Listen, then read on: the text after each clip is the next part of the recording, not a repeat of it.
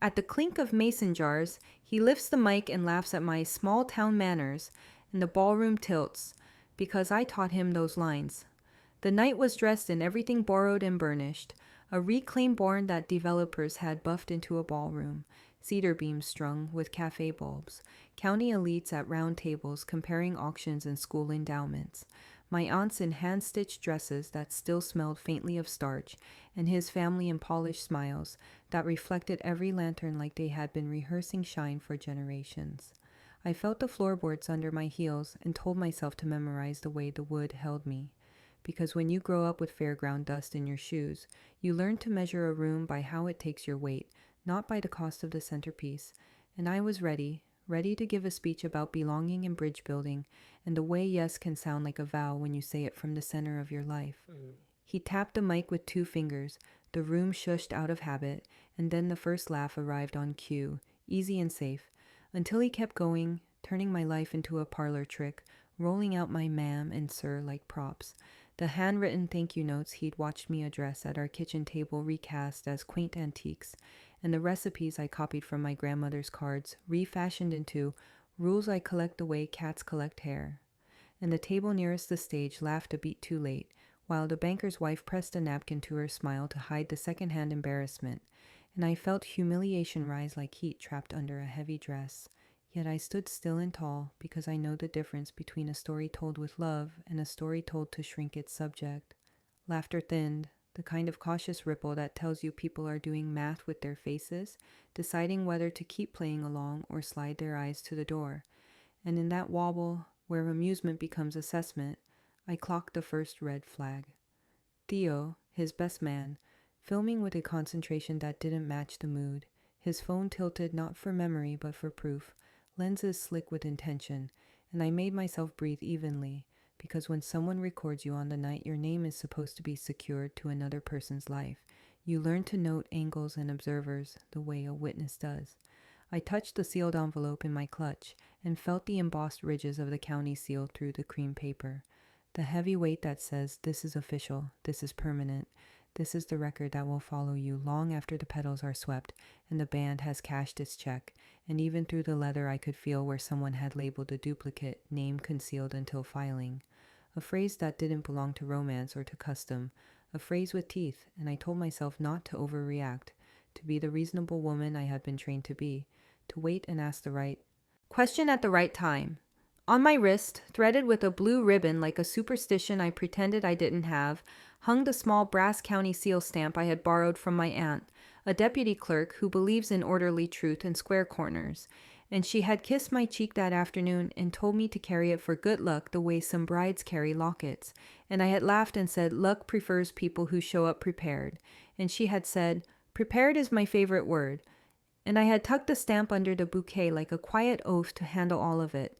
The joy, the paperwork, the future, with the steadiness I learned at her elbow.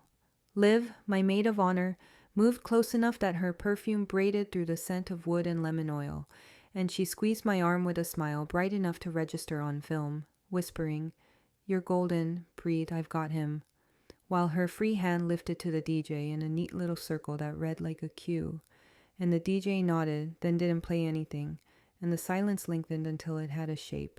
And I felt suspicion unspool under my sternum the way thread slips from a spool when you set it rolling across a floor, and I told myself I was being dramatic, and then told myself dramatics are what women call it, when intuition aches inside facts that haven't arrived yet. He kept riffing, adorning his jokes with my accent, describing the first time he saw me write a condolence note as though care were a costume.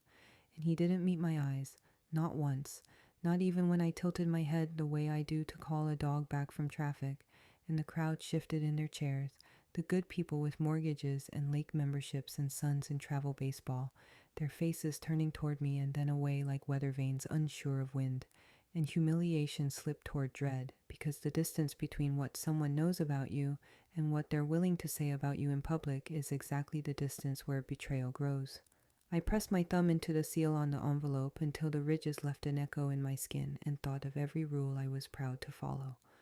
Write the note, call the elder missus, ask after the kid with the stutter, bring extra napkins to the picnic, tell the truth in ink, sign your name with enough pressure to leave an impression, and I realized there is a rule even older than manners, a rule my mother taught me at a church potluck. When someone mocks you in front of a crowd, they're telling the crowd which story they plan to keep on telling, and your job is to choose whether you become the girl in their story or the author of your own. Theo's phone tilted again. Leave's hand lifted again. My aunt's stamp warmed against my pulse like it knew something I hadn't let myself say. The DJ hovered over the faders like a lifeguard waiting for a signal, and I felt resolve start to harden out of outrage, a cooling steel that arrives when the temperature in a room gets mean, and I shifted my weight so the mic stand was on my path, because if the next thing I did was speak, I wanted to do it with the confidence of a woman who understands evidence, chain of custody, and the exact sound a room makes when truth lands. The barn doors swing open, and the county clerk strides in holding a red folder. His voice carries under the rafters.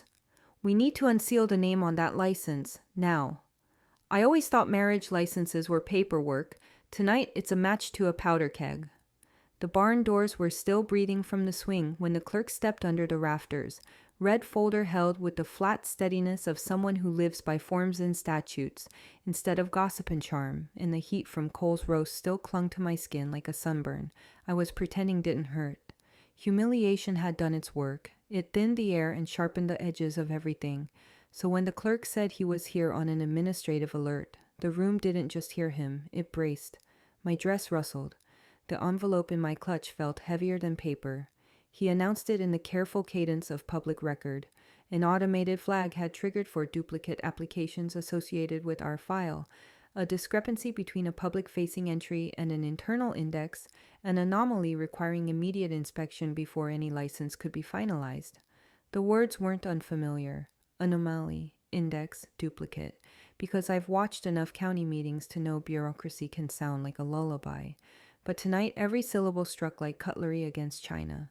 He asked for the primary license, the duplicate if present, in any affidavit referenced as confidential, and the word confidential crossed the room like a draft.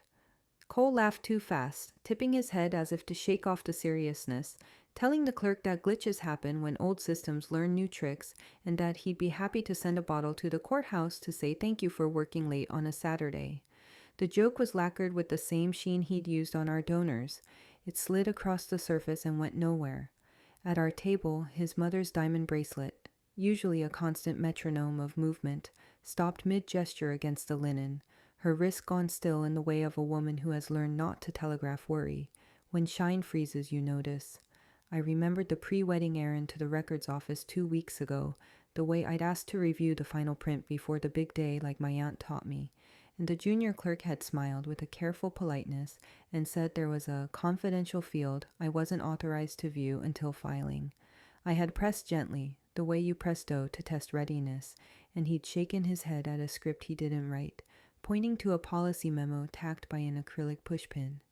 I had left with a photocopy that felt strangely light and a small sour place under my tongue that I ignored. Unease built by collecting little proofs that don't know each other yet, and the florist invoice had been one of them, an extra line item nestled between roses and ribbon, 2 bridal bouquets, both white with green, one charged to my card, the other to a name I didn't recognize routed through a billing address in a neighboring county. The florist said the second bouquet was a design twin for staging, which made sense until you hold the idea up to the light and realize you've never staged your life before. You've just lived it, and now someone is arranging parallel petals for a camera. Leaves slid in, all competence and powder room hush, steering me with a practiced palm between shoulder blades, whispering that smiles read like headlines and I needed to write a better one, that if he looked sharp, I should look softer because contrast flatters, that we could fix this by controlling angles and giving the clerk 5 quiet minutes. In the mirror above the porcelain sinks, my face looked like a person who had learned to be gracious even when her throat hurt, and I saw how easily that could be mistaken for consent. Leave blotted my lipstick and called it solidarity. The word tasted like perfume. Back in the corridor, I palmed the county seal stamp where I had tied it with blue ribbon, its metal cool and declarative against the sweat at my pulse. It had heft in a way that made promises feel physical. It reminded me that signatures are not decorations, and that filing isn't a formality but a hinge between what people say and what the world will recognize. The humiliation of his toast was already hardening into moral outrage, the kind that chooses sentences with care, and I told myself that if paper is honest when people aren't, then tonight my job was to stay with the paper all the way to its end. We emerged into a silence that looked like a photograph. The room caught mid-breath. The clerk repeated his request for the license, and I lifted the ivory envelope from my clutch with both hands like a fragile truth. Cole reached for it with a grin too white and the wrong kind of casual, but I stepped back and handed it to the only person whose job depended on accuracy, not optics. His mother said the word misunderstanding like a benediction and suggested a Monday appointment. The clerk said the word now with a patience that wasn't negotiable. Leave hovered by the DJ, the signal still coded between them. The clerk examined the seal, its impression crisp, the wax intact, and noted the confidential field notation, then asked if a duplicate application existed. Cole shrugged, tried to rope me into a shared mistake we hadn't made together, said we filled a few versions because we're both type A, and the phrase fell flat in a room that now understood the difference between tidy and true. The clerk opened a red folder and removed a form with an audit log that already knew more than we did. On the log, a timestamp blinked from this afternoon, a field. Updated by a user ID I didn't recognize. Dread has a tempo. Mine found it. He broke the wax with a precise twist, peeled the flap, and lifted the document into the light. A line that should have been ordinary was brighter than any string bulb above our heads. The printed letters didn't arrange themselves into my name. They arranged themselves into a stranger's. The clerk's voice didn't waver as the ballroom leaned closer. A woman's name that isn't mine flashed on the license, black on cream, and every future I had rehearsed exhaled and went silent. The name is inked in black where mine should be, and the room breathes like a single animal. I stare at the line that should have steadied me and feel the steadiness leave my legs first, as if truth drains from the bottom up. Marissa Hale sits where my name was supposed to live, serifed and unapologetic, and the clerk's gloved finger traces the margin as gently as if he were turning a page in a family Bible. He says the name aloud for the record, and the barn becomes a lung. Inhale from the back tables, exhale near the bar. Neighbors and donors and cousins breathing me into a stranger's life. My humiliation has already ripened into suspicion. Now dread opens like a trapdoor, and I fall cleanly because falling, at least, is honest. Cole laughs again, but a nervous glaze coats his teeth, and he aims the chuckle toward the clerk like charm might loosen statute. He calls it a clerical mix-up, that useful little phrase people keep in their pockets for when something deliberate needs to look accidental, and he adds a garnish about the county's beta software because nothing sounds safer than blaming a computer. The clerk doesn't blink. He lifts a second sheet from the red folder, a file copy stamped and notarized at 9:12 a.m., the seal impression crisp enough to catch the light, the deputy's signature flowing under it with the confidence of someone doing a job in daylight. A clerical mix-up doesn't arrive already notarized, and the crowd knows it. Even people who never set foot in the records office understand the gravity of ink paired with seal. I feel for the familiar anchor at my throat, the locket my mother wore to every hard day when she was alive, and the cool oval steadies my pulse. My father steps in close, not blocking the view, just taking a corner of my night so I don't have to hold all of it alone, and with the clean economy he used to fix fences, he says, "We can leave." It lands like a life raft. I could walk out, keep the pieces that still fit, let the county fight its own paper. But humiliation is only useful if it pushes you toward clarity, and I hear my mother's voice, that old rule about public mockery being a map out, and realize the map also marks the evidence. I tell my father I'm staying, that I will gather proof until proof can stand up without me. The universe, probably tired of subtlety, contributes another breadcrumb. The planner's assistant rushes a stack of vendor envelopes to the head table to keep them from being filmed, which of course makes the filmers pan, and a white invoice slips loose and drifts under my chair. I fold my knees, reach, and slide it free with a care that feels like altar behavior. The florist's letterhead smiles up at me. 2 bridal bouquets, white with green, twin designs as ordered, one billed to me, the other billed to an unfamiliar card tied to a billing address in the next township. The signature authorizing the second bouquet is Cole's, written with the flourish he uses when he wants a waiter to remember him. Theo, the best man, arrives with his phone in one hand and a butter-soft "let me handle this" in the other, and the room, conditioned to accept men who speak in solutions, tilts toward him. He tells the clerk he'll escort the paperwork to the office first thing Monday, that he knows the commissioner personally, that tonight is about joy, and we shouldn't let back-end noise spoil the headline. He looks at me as if he's offering relief, but what he's offering is delay, and delay is where receipts disappear. I nod as if soothed and file him mentally where he belongs. False ally, dumber too. And I notice how steadily his thumb strokes the edge of his phone, an intimacy with the device that suggests drafts are already waiting. Liv hovers at the perimeter, a satellite tugging at my tide. She's the one who adjusted my veil just so, who placed my grandmother's handkerchief in my palm, who powdered my cheekbone where the camera finds shine.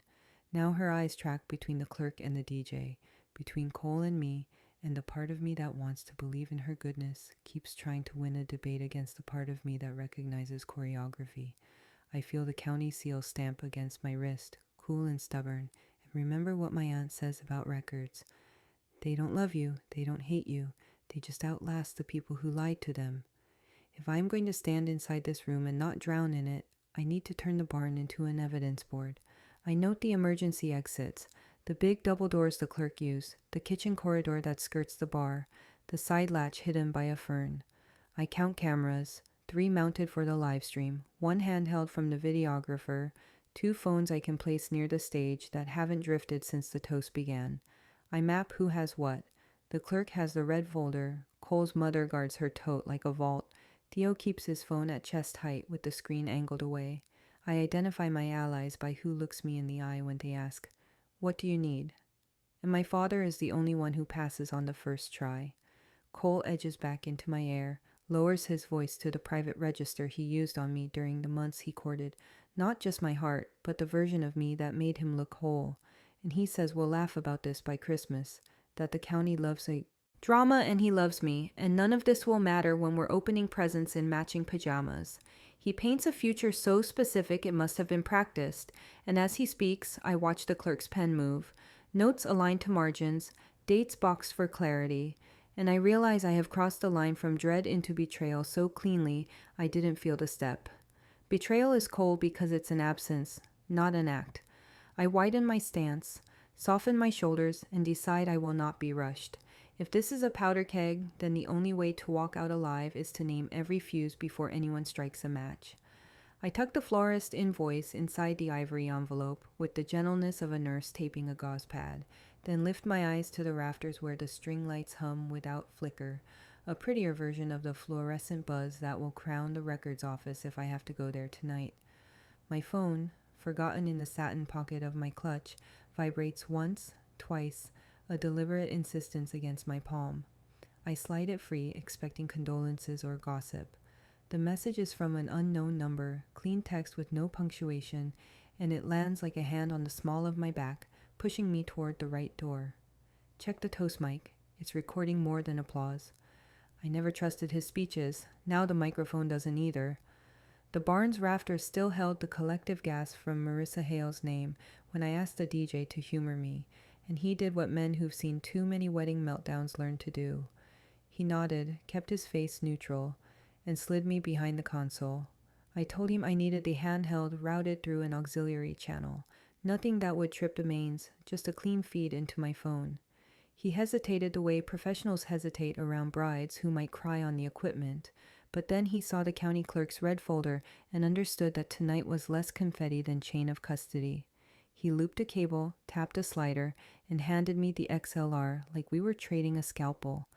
I opened the recorder app I keep for interviews and depositions. I am my aunt's niece to the bone, and watched the levels dance, a green ladder of permission. Around us, politeness drained like a tablecloth over a mess. Humiliation had been the opener. Suspicion sharpened my hearing. Dread had already introduced itself. Betrayal arrived with its cool hand on my shoulder when I rewound 2 hours to the moment I had brushed past the side room and glimpsed Cole with Theo, the best man, practicing lines he'd claimed were off the cuff.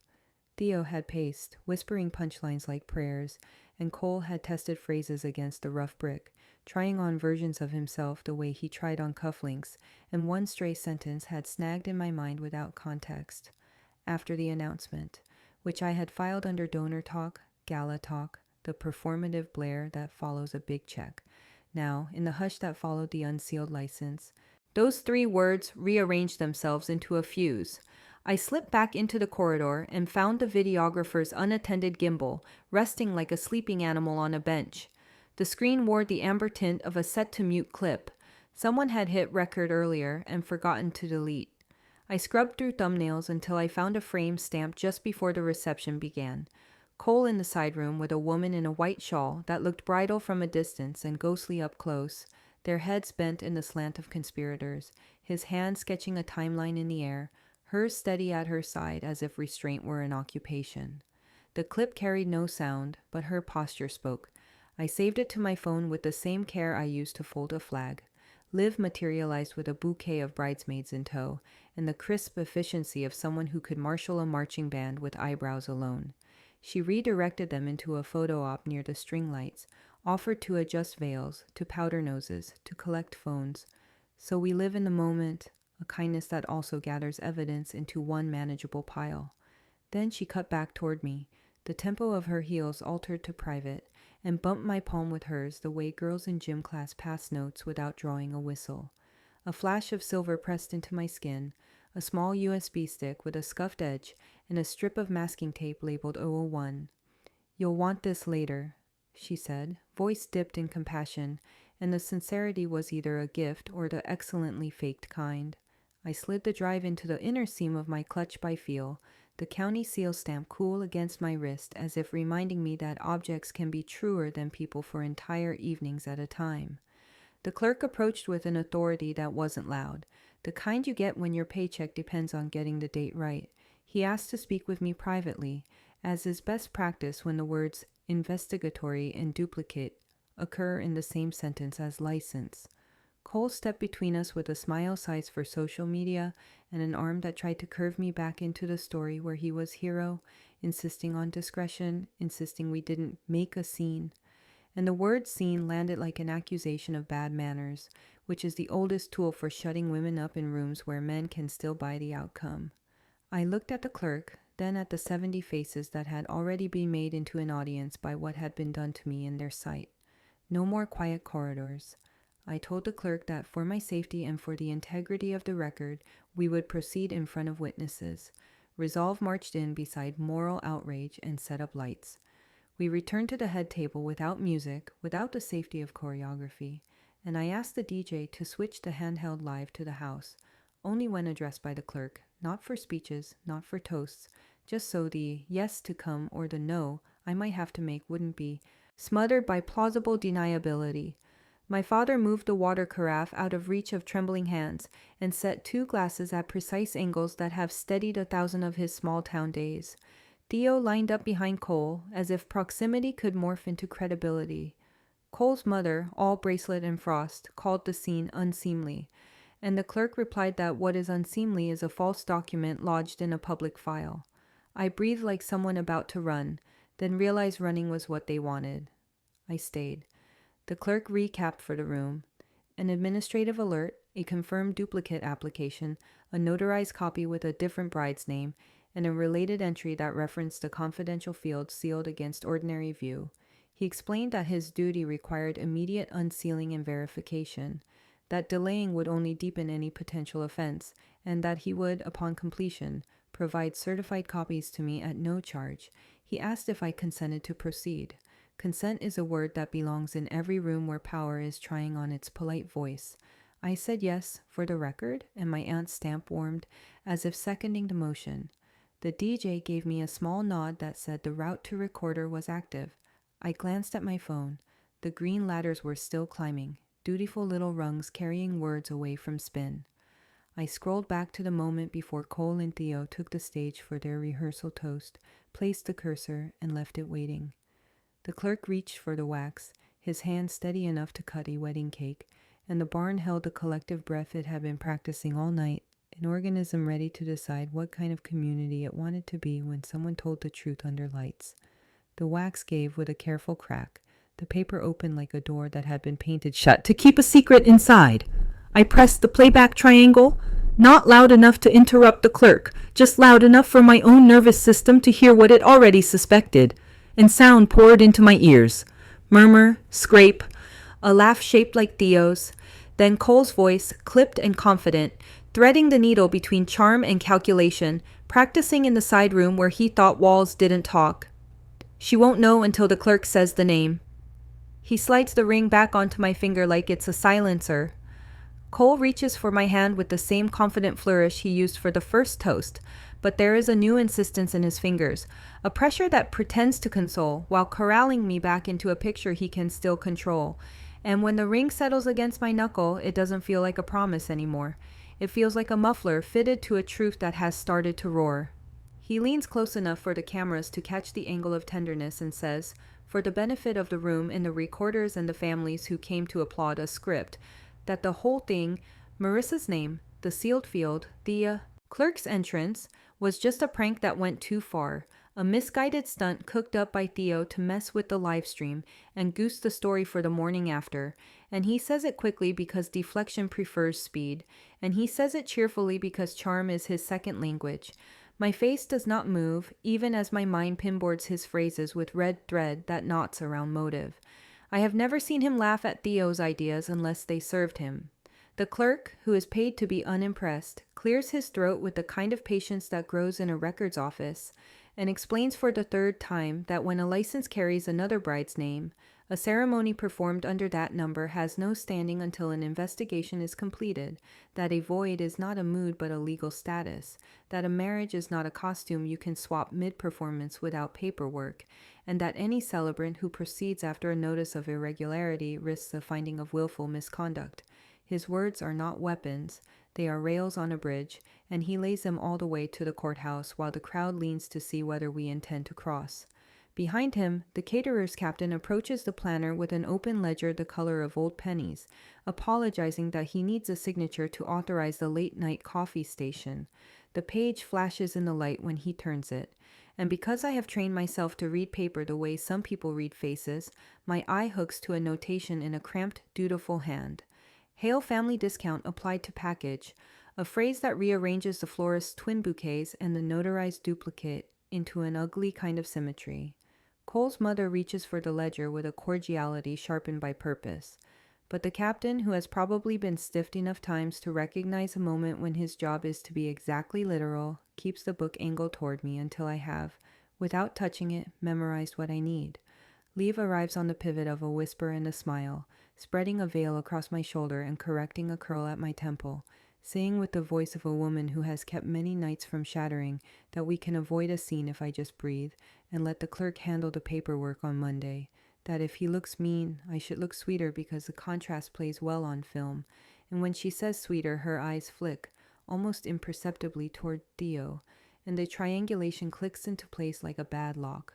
I study her hands and find no tremor, and I study her pupils and find calculation, and I choose to understand that the bridesmaid who helped me button my dress is also the stage manager who knows the exits better than I do. Humiliation has done its work and left. Suspicion has finished laying out its index cards. Dread is now simply the absence in my chest where trust lived, and in the space that clears, resolve walks in with unblinking eyes. I decide, as if laying out a quiet military campaign, to finish the reception long enough to build the trap I will need for the morning, to keep the audience close while I collect the documents that want to disappear, to sync every available video feed to my phone and to the cloud where Theo's thumbs cannot edit, to identify witnesses who will speak without flinching and to get their names spelled correctly before anyone forgets. The mic that recorded Cole's rehearsal goes back to the DJ with a note to keep the loop tied to my recorder. The videographer, now alert to the kind of wedding that will refill his calendar, agrees to a mirror dump of raw footage before he leaves. The florist texts me the electronic invoice because she is a practical woman and understands the value of a paper trail that isn't made of paper. Cole's mother glides forward with a smile that could cut glass and proposes a toast to second chances, a phrase that sounds noble when the sin is parking, but not when the error is a secret wife, and the room responds with an obedient murmur because people love an easy ending even when it isn't theirs. My father steps half a pace closer so that his shoulder is close enough to borrow, and I borrow it without making a show of it, and the county seal stamp presses into my wrist in a rhythm that is steadier than my pulse. I open my clutch, angle my body so the cameras won't see, and slide the clerk's red folder into the satin pocket beside the seal, the folder's cardboard frame lifting the space into a new shape, the weight redistributing until my bag becomes less accessory than archive. The clerk watches me and does not intervene because he knows custody requires someone willing to carry, and he inclines his head with a tiny approval that gives me strength I didn't know I would need. I begin to move through the room with the polite gravity of a hostess who refuses to abandon her guests to chaos, and at each table I collect a small fact: a cousin who saw Cole step outside with a woman in a white shawl, a server who delivered 2 herb-crusted entrees to the side room at 7:30, a distant aunt who overheard, after the announcement said with a grin that didn't reach eyes, and I arrange these facts the way my aunt taught me to arrange affidavits, with clear edges and a sequence that neither flatters nor condemns, only testifies. The music swells again because someone has finally decided that sound is safer than thought, and as it does, the barn's balcony door, the one that sticks unless you lift and nudge, gives a narrow, careful crack. A silhouette steps into the slice of air, a shoulder first, then the pale suggestion of a face, and the voice, barely above the hum of the rented speakers, threads its way to me like a stitch pulled tight. He married her first. If the first seal broke the dream, the second will bury the lie. The music had gone bright and busy again, like someone thought more symbols could drown out statute, but the gift table still held its peculiar calm, a little island of bows and polite handwriting waiting for a future that had just changed shape. The clerk and I moved through the cards the way you move through a field after a storm, careful not to step on anything that might be evidence, and when I lifted the white card box with the lace cutouts, it answered with a hollow rattle, not the scatter of checks against envelopes, but the dull, decisive thud of paper with weight. Inside, nested in tissue like a christening gift, lay an envelope the twin of mine, same ivory stock, same crisp corners, but its wax gleamed gold instead of red, and the seal impression was unfamiliar even at a glance, the concentric rings wrong for our county. I set it on the linen and leaned close because paper wants you to listen with your eyes. The emboss didn't carry our wheat sheaf in Riverbend. It bore a different crest, the star and bar of the county 3 lines south, where the courthouse sits on a hill like a warning. Jurisdiction games, my aunt would have said, the kind of trick you pull when you want one clerk to say, "Not my problem," and another to say, "Bring it Monday," long enough for a story to dry into rumor and a file to acquire a stain that never washes out. The gold seal was hard under my thumb. It wanted to be pried open by someone who didn't mind setting off alarms. Cole found me there, the cake at my back sweet and cloying the way apologies are when they're practiced, and he curved around me like he could stage an embrace out of a corner. "Think of your parents," he said, not unkindly but as a direction, and for a half breath I did, my mother's locket warming at my throat, my father's shoulder steady as bedrock a few paces away. And then I thought of all the women told to hush for the sake of someone else's comfort. His eye snagged on the gold seal, and panic jumped in his jaw, a twin of the flicker I'd clocked when the clerk first said duplicate. He reached for the envelope with that easy entitlement that had once looked like confidence. I let him almost touch it, and then lifted it out of range, letting the air between us carry the lesson. Humiliation had been burned off by now. Suspicion had furnished the room. Dread had collapsed into the cold geometry of betrayal. Moral outrage steadied my voice. I told him I would consider quiet. No statement tonight, no walkout under lights. If he told me everything on camera, if his mouth and the lens made a contract that matched the paper he'd hidden behind gold seals. I held up my phone so he could see the red dot blinking, the mic levels climbing, the little green ladders that had been climbing all night. He smiled with all his teeth and asked for a minute, the way men do when they need to confer with handlers. I could feel the clock start to scrape. Over his shoulder, I saw Theo slip toward the office loft above the dance floor, the one the venue uses for storage during harvest festivals and photo booths.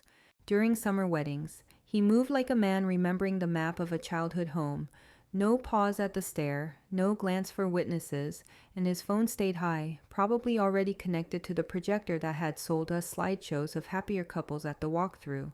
Liv drifted into his wake with a flock of bridesmaids and the practiced alibi of a photo op, and I understood why the DJ had kept the house lights just a notch dimmer than useful. Shadow is where edits thrive. I put the gold envelope on my palm, the way my aunt taught me to hold a newborn certificate, and I handed it to the clerk without ceremony because ceremony had outlived its usefulness. He tested the edge with his nail, then stopped, his eyes sliding to the crest again before finding mine. "If we open this," he said, quiet enough that only the linen and my bones heard it, "we trigger a multi-county audit. Their seal makes it theirs and ours, and once it's split, it doesn't go back into one drawer." The words weren't a warning so much as a forecast. Audits are winter, long and necessary, and the people who fear them most are the ones who never learn to shovel. I slipped the small USB into the seam at my waist, where the satin had built a second skin for me, the plastic warming against my ribs like a promise I could keep without asking anyone's permission. The red folder in my clutch pressed into my forearm as if to say that weight can be a kind of strength, and I chose to believe it. My father stayed within sightline of the exits without hovering. Ava, at the balcony's edge, lifted her chin once like a chess player who had just seen a line open. The videographer circled to capture the clerk's hands without catching my face, a courtesy I would thank him for later. I asked the clerk what happens next if we don't open it here, and he said we log it, we photograph it, we mark the time and the location and the chain of hands, and we carry it where it can be opened with someone from both counties present. Cole's mother appeared with a sugared laugh and the offer of coffee, a hospitality that would have been gracious if it weren't straining so hard to move our bodies away from the table where Truth had decided to sit. I told her I'd take mine black, then didn't take it at all. My thumb found the ridge in the gold wax and pressed until it left its shape in my skin, a temporary brand I wanted to outlast. Above us, from the loft, there came a heavy, unmistakable thud, the kind that tells you a box missed its shelf or a person didn't mind making noise if the noise bought time.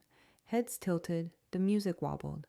The projector, dark since cocktail hour, stuttered awake on the far wall, its fan coughing twice before the light found focus that no one had asked for. Then the projector flickers to life on its own. The slideshow freezes, then jumps to an angle no guest could have shot. The projector coughs itself awake and throws a blurred rectangle onto the Barnes plank wall, and for one disorienting heartbeat, it's nothing but bokeh and borrowed joy. Engagement photos staged in an apple orchard, a sun flare that pretended to bless us. Before the image stutters, freezes on a half smile that already looks like a lie, and then breaks into the sickly green monochrome of a security camera feed no one asked to see, the timestamp crawling in the corner with that bureaucratic certainty I have learned to trust more than people. The angle is high, the lens unforgiving, the view of the office loft wide enough to catch the door, the desk, the lone metal chair, and the slice of stair that would have kept this private if we had all stayed soft and obedient.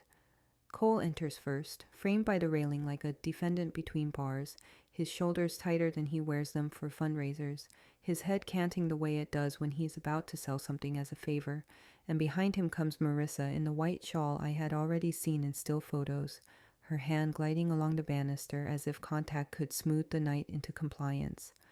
The feed is mute.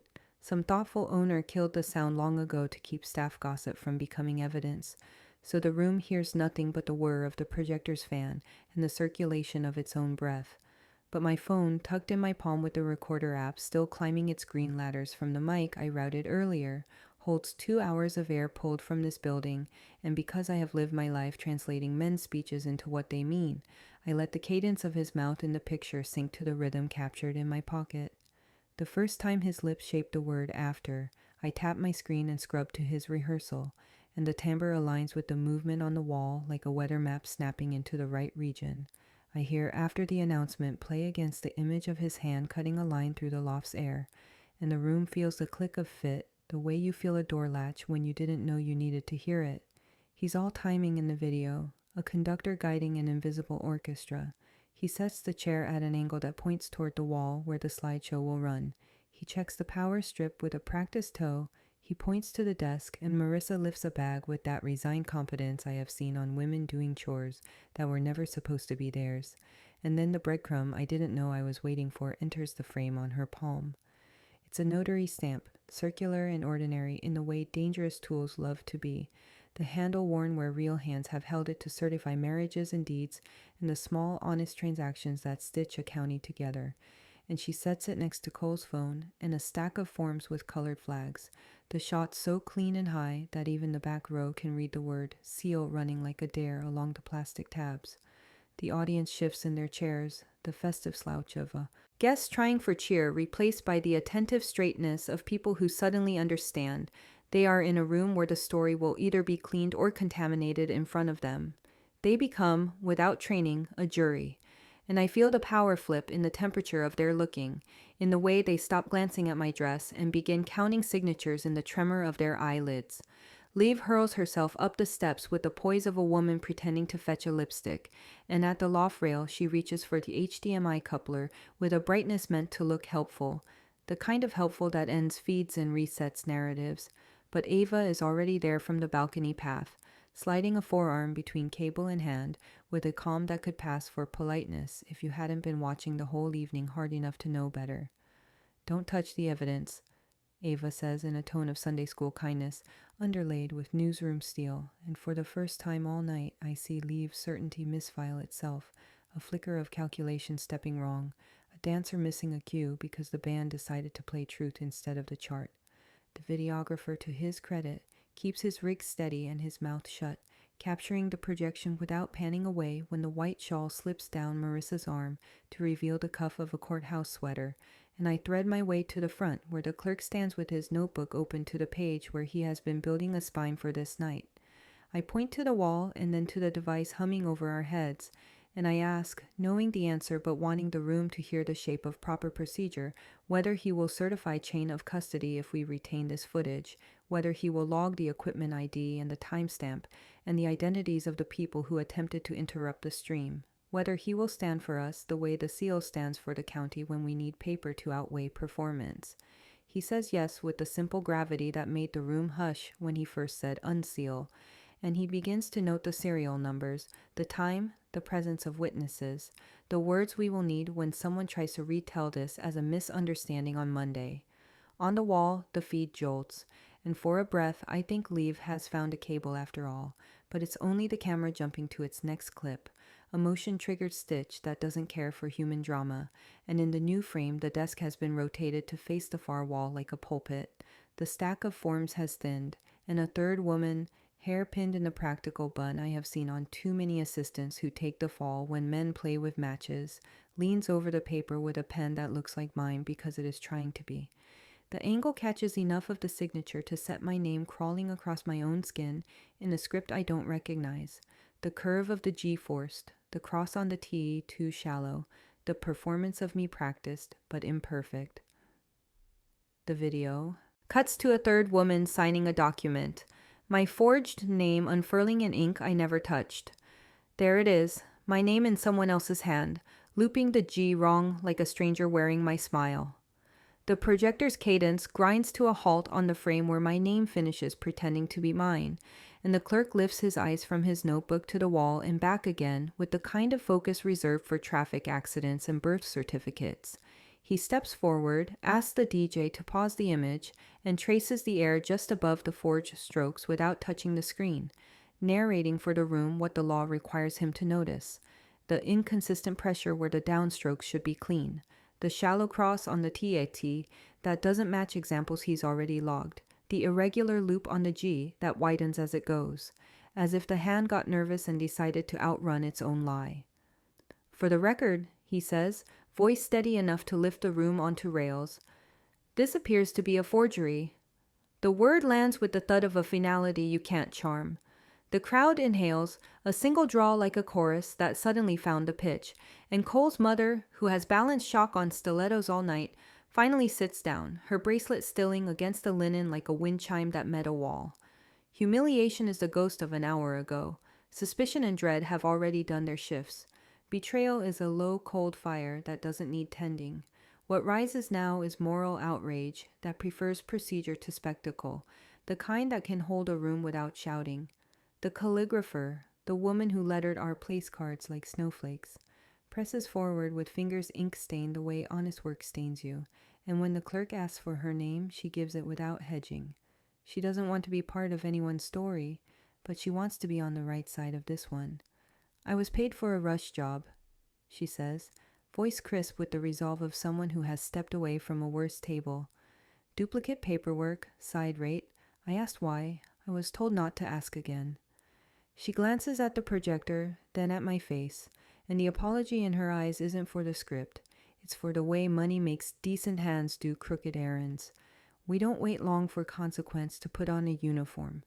The sheriff steps in from the side door like the barn had been built for this moment, hat tucked under his arm, 2 deputies trailing with document bags and a portable scanner that hums when it's happy.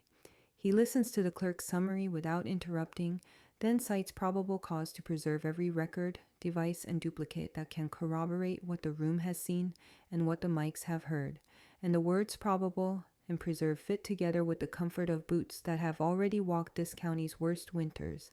He asks for cooperation. The projector's fan clicks in assent. Cole tries to thread his body through the center, aisle the way he always has, on charm, on momentum, and when the sheriff meets him halfway, he chooses a plea that used to work on me in kitchens and parking lots, and once in a waiting room with a dead orchid. It's complicated, he says, hands open, smile trimmed down to boyish, and the room, which has been taught to forgive boys, shifts a little, just enough for a draft to brush my neck. I anchor myself with my mother's locket, the oval cool on my sternum, and say the only sentence that fits the hour. Not anymore. The locket is more than ornament. My father retrofitted it 2 Christmases ago with a mini SD because he trusts paper and backup equally, and now I unsnap the hinge with my thumbnail and slide the card free, thin as a secret weapon. The DJ sees me coming and makes room without being told. We seat the card in the deck and watch the file tree bloom. Audio, video, mirrored stills, redundancy humming like a hymn. The sheriff's deputy passes out chain of custody forms. The clerk annotates serial numbers and timestamps. The videographer mirrors the projector feed to a portable drive signed and sealed in real time. Ava, all rain and resolve, stands where the balcony's light gives her just enough exposure to be a witness without becoming a spectacle, and Leave hovers at the edge of the circle like a moth that has finally recognized the difference between porch light and fire. Theo finds a chair he didn't earn and tries to look tired. He fails at both. We do what towns do when the facade cracks. We schedule the work that will turn the crack into a record. The clerk proposes an on-site unsealing at the courthouse in 1 hour, midnight on the dot, with a rotating judge notified, and a second county representative summoned because the gold seal makes this more than us. He asks for my assent on the mic so there is no ambiguity later. I give it, steady. The sheriff offers an escort. The DJ quietly offers his generator if the grid goes fickle. The caterer plugs in another urn because justice is hungry work and there are still grandparents in the room. I gather what matters, the red folder now fat with notes and photocopies, the gold-sealed envelope logged and photographed and cradled in a document bag with both counties' seals sketched in the margins like war maps, the USB warm at my waist, the florist's invoice folded around itself like a leaf protecting a vein.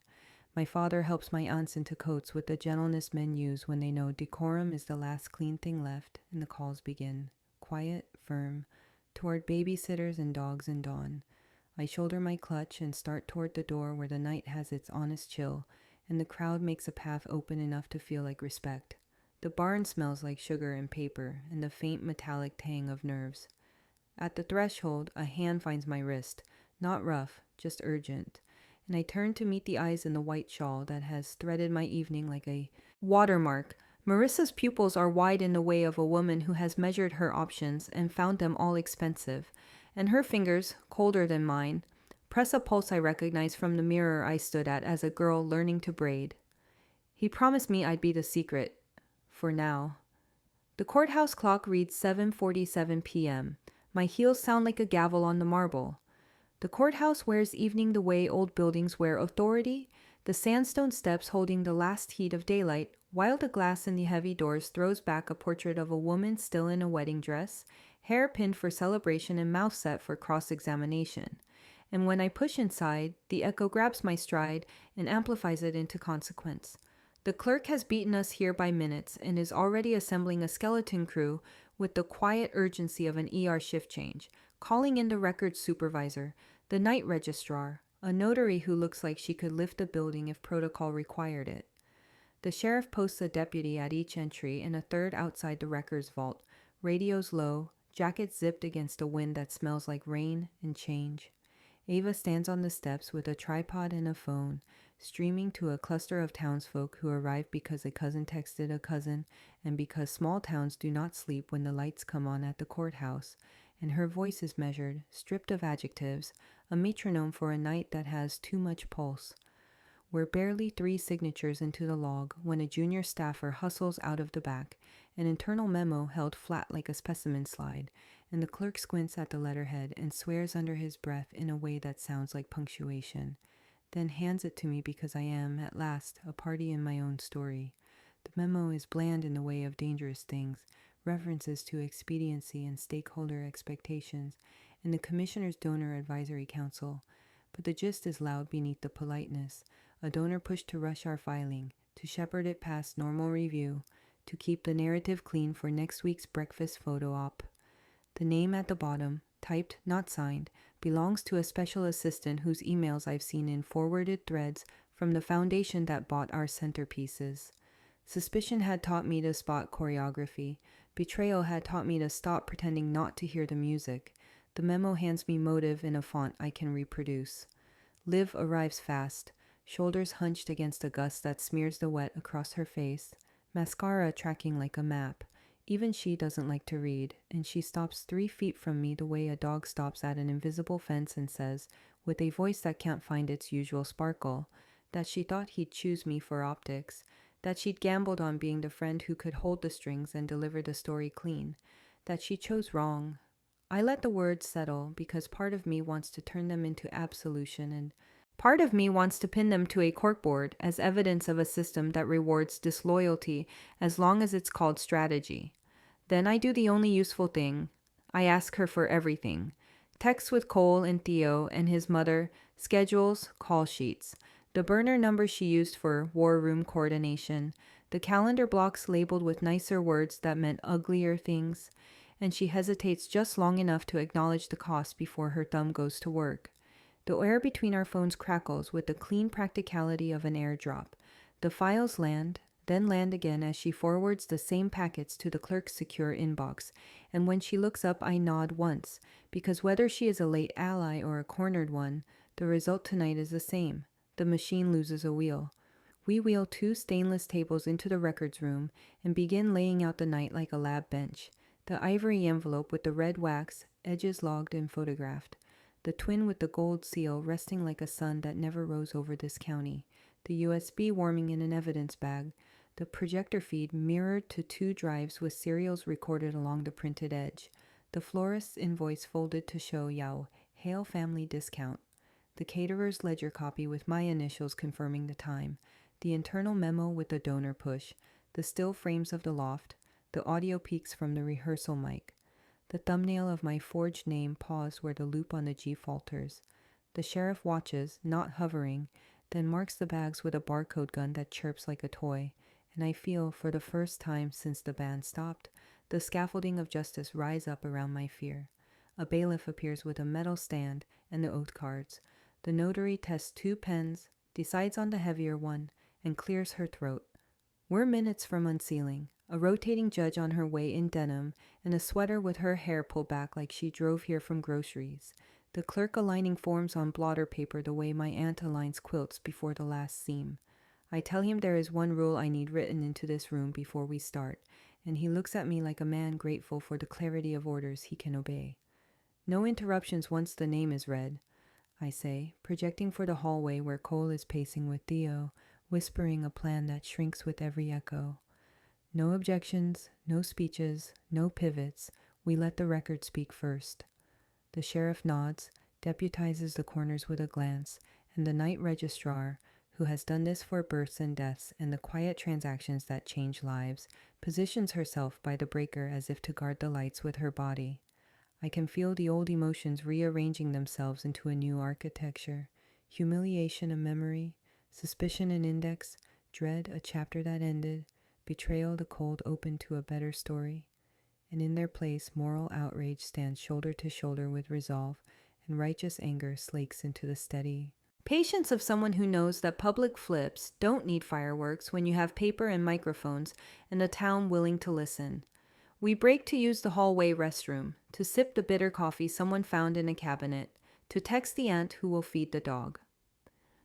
When we reconvene, the clock still reads 7:47 because the mechanism sticks between numbers when the humidity is wrong, and I decide it's a good omen that time has slowed itself for this. The clerk lifts the gold envelope into the circle of light and reads the inventory number aloud, then the crest, then the attending names, and asks the room to acknowledge as he reaches for the wax. The courthouse hum deepens, the kind of sound old buildings make when they decide to help, and I press my palm against my locket as if I could promise my mother I will sign my name only where the line is honest. Then the overhead fluorescents hiccup, a blink that shortens everyone's breath.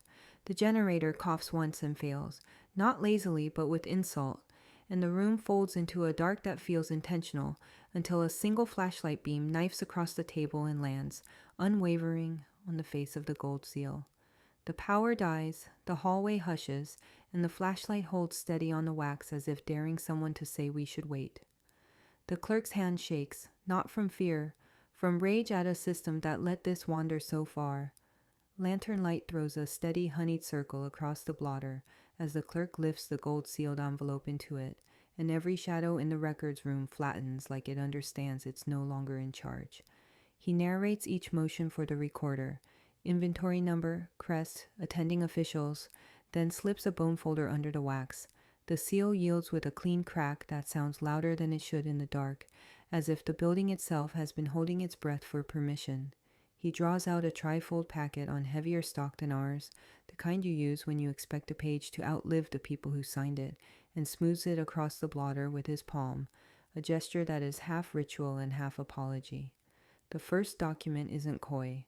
Under the word spouse, in the font our county uses when it wants legibility to do the moral work, sits Marissa Hale, not proposed, not provisional, not alias, lawful spouse, notarized 3 weeks ago in the neighboring county, whose crest still winks from the margin like a conspirator.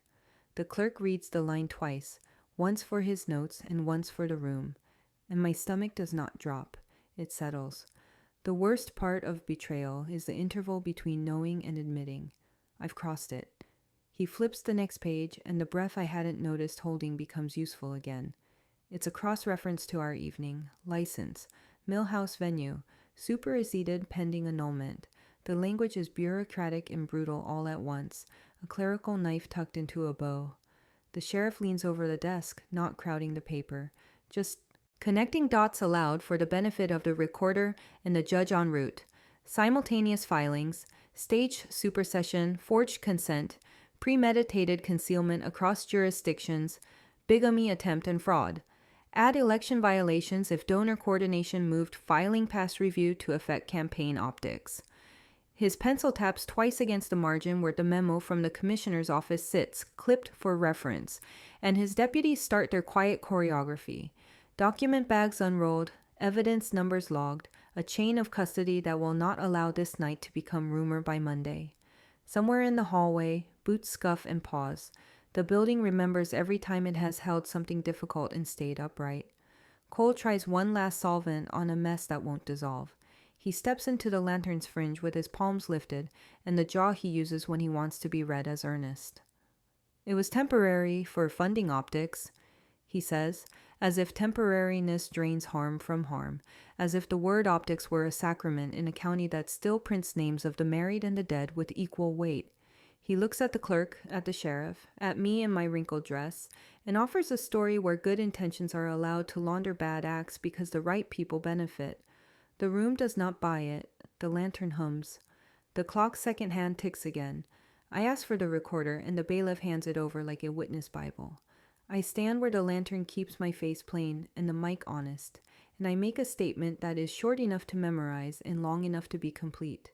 I begin at the toast and move forward in order.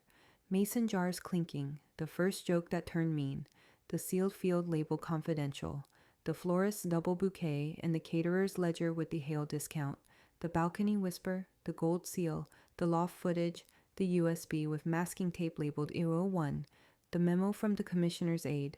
I name who offered help and when, who touched what and how, which doors opened and which closed. I keep my pronouns exact and my verbs in the right tense because truth deserves grammar that doesn't wobble. When I'm done, I look at the clerk and say, "That's my account," and I say, "On the record," that I will sign a sworn affidavit before I leave this building. He nods, throat tight, and reaches for the stamp. It's the twin of the little brass seal tied to my wrist with blue ribbon, only heavier, bruised dark with years of honest pressure. He clears a space and brings it down, not hard but without apology, and the impression blooms against the lower corner with the authority of a county that still believes paperwork is a promise. He stamps the first page, then the second, then the cross-reference and the memo, then the exhibit log for the projector feed, rhythm steady as a metronome. Every thump is a hinge that will not swing the other way. The recurring object that rode my bouquet like a charm has become a hammer, and each blow drives the night into the record where spin cannot pry it loose. Resolve, having done its organizing, makes room for righteous anger to settle into bone instead of blood. I turn to Cole and say nothing, because there is nothing to be negotiated when a system has been arranged to make women into optics and men into narratives. Ava's live feed crackles in the hallway, townsfolk murmuring their consensus like rain on a roof. Liv stands near the door with a file on her phone that finally looks like remorse. My father's hand rests on the back of a chair with a patience that could hold a porch through winter. Somewhere outside, sirens make the sound of distance closing, the ADA's car or the judge's, justice moving at the speed of gas and resolve. The clerk finishes the last page and sets the stamp down with care. Everyone exhales, and in that small human slack, Cole leans toward Theo, the best man who has been practicing the wrong kinds of cues all night, and the two of them tilt their heads together like boys in a locker room, building a scheme out of scraps. The words are soft, but the lantern, the tile, the night, it all conspires to carry them. "Plan B," Cole whispers, and they bolt for the records room. I run in a dress I hem myself because my name is stitched in it and I intend to keep it. The corridor turns into a wind tunnel when panic runs ahead of guilt. Theo's footsteps drum a frantic pattern up the records wing. Cole's dress shoes slap tile with the impatience of someone who has always believed doors will open for him if he arrives out of breath, and the lantern light skates over brass plaques as if the building wants to illuminate only what can stand daylight. I gather my skirt into one hand so the fabric won't tangle, and the stitch I hid on the inside hem, a tiny stubborn initial, rasps against my knuckles like grit. The sheriff and his deputy move in practice flanks. The clerk keeps pace with a focus that looks like anger, only because it refuses to be theatrical. Ava falls in behind us, phone raised, lens steady, her live stream a quiet spine for the town waiting on the courthouse steps. We hit the records room at the same moment the shredder's teeth find paper. It isn't a roar, it's a grind, patient and brutal, the sound of a promise fed into a machine until it comes out as confetti. Theo has a banker's box tipped toward the slot, and a second box crowning open on the table, tabs like flags. Cole is at the scanner with a flash drive that does not belong to him, the one that holds mirrored footage from the projector, and his fingers fly with the certainty of a man who believes speed absolves intention. The sheriff crosses the floor in 3 strides and plants one palm on the power strip with the intimate authority of someone who knows the kill switch by feel. Silence falls heavy. The shredder coasts to a sulky stop. The scanner bleats like a thwarted trick. Ava Zo. Camera keeps its eye. The cuffs come out quick and click fast, not triumphal, just methodical. Cole sputters about misunderstanding. Theo tries on outrage that doesn't fit. The deputy reads their rights in a cadence older than anyone in the room. The work of closing the loop begins where the night began, with the people who performed tasks they thought were chores, not links in a chain. The florist arrives with her ledger and a pen already uncapped, statement signed with a flourish that smells faintly of eucalyptus.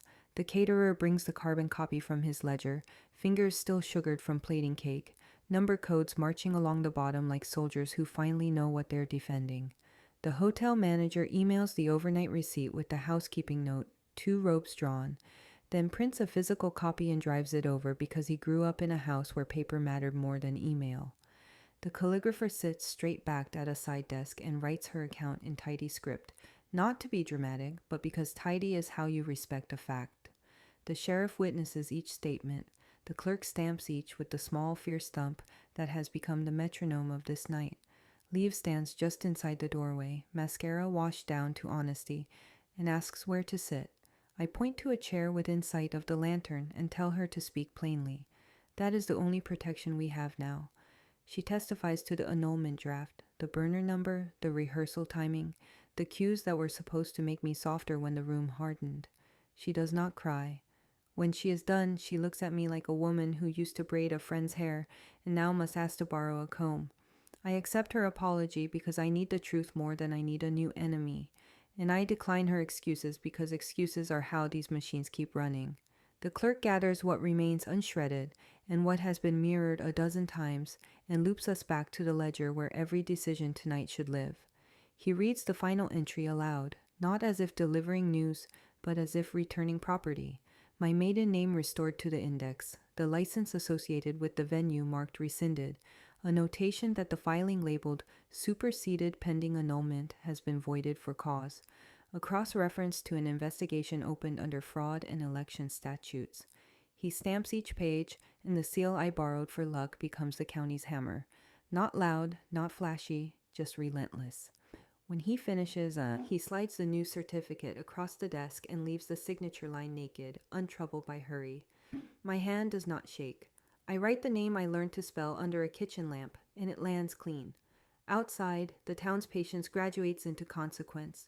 The ADA arrives with a plain folder and a face like winter, charges filed, arraignment schedule drawn, a no-contact order printed with a restraint that knows its own seriousness.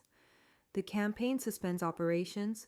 2 hours later, a press release that sounds like a man stepping backward down a staircase he built himself. Donors posture and pivot as if morality were a performance rating. Then 2 issue statements that sound almost like accountability, citing misalignment with civic duty and breach of public trust. Ava reads the lines into her mic without relish. My father thanks her for spelling our name correctly. Transformation is not confetti. It is the quiet work of putting back what was almost taken. I unfasten the ribbon from my wrist and place the small brass seal stamp on the blotter next to the big iron one that flattened lies tonight, then press both into the red folder so the impressions overlap like a promise and a proof. The clerk watches me, not paternal, simply present, and when I slide the folder across the desk to him, he holds it the way gardeners hold seedlings, gently because the hard part has begun, not finished. We step into the cool that smells like courthouse stone and distant rain, and the townsfolk tilt their faces up to the lamp the county installed years ago to make the steps safer for late filings. Ava lifts her camera just above my eyeline and nods once. I don't script this part. I don't need to. I square my shoulders in a dress I hemmed for a future that still fits and speak into the light with the plainness we reserve for weather, births, and truth we're strong enough to hold. If a joke needs a victim, was it ever love or just a campaign speech with vows? Before you go, tell me this. Would you have walked out or walked into records with me first? Comment your choice and the exact moment you knew the truth. Then hit subscribe so you don't miss the audit update and my step-by-step receipts over rumors guide next. If one receipt convinced you most, the seal, the stamp, or the projector feed, drop it below and why. I'll pin the sharpest breakdown. Like and share this with one person who needs the reminder that paper beats performance.